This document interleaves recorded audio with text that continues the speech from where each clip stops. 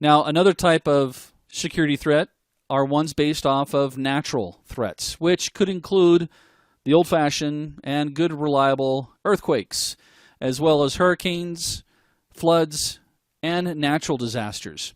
These typically we don't have any control over. Information damage or any type of loss can't be prevented for obvious reasons.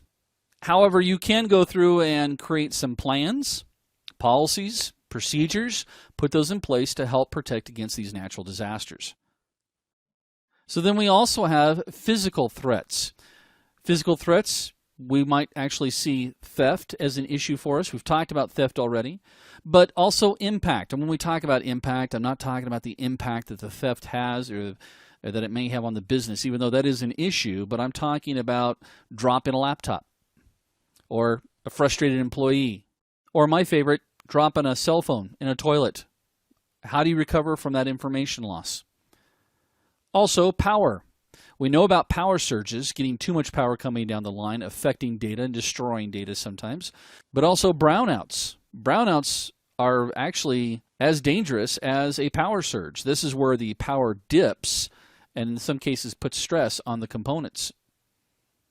And of course, we also have end of life. Now I'm going to slow down here for a second because I want to talk to you about end of life. End of life is what do we do with systems as we retire them, as we decommission them. Well, I know a lot of companies go through and do some really cool things. Sometimes they'll donate old hardware to some charities, and I think that's great. Or they might actually put them up for sale to their employees so that they can take a system home. Or they might just throw them away. And in some cases, they may even just return them, especially if it's like on a lease. Now, my question I have for you is, what are you doing to protect yourself with the data that was stored on the drives? I really don't care about memory. I really don't care about video cards or motherboards. It's where I store my data. Even if you go through and format hard drives, that's not going to protect you. Trust me, I've got fun little tools that'll go through and recover data from a formatted drive. I actually saw a really scary news story where they were talking about copy machines. And back in the old days of copy machines, we'd put our master up on top, or the original up on top, and you'd see the light bar go across, and it would scan the master, and then a page would print out. And then the light bar would go again across, and it would print out another page. And it'd keep doing this. So if you had 50 copies, that light bar went across 50 times, and it created a copy. Well, as technology expanded, they started installing hard drives into copy machines. And so nowadays, we see the light bar scan once, and boom, 50 copies come right out. And that's because it stored the data on the hard drive and just reproduces it based off that image. The issue is, and this is what we saw in the news story, is that when the copiers come off lease, they go back and are sometimes resold.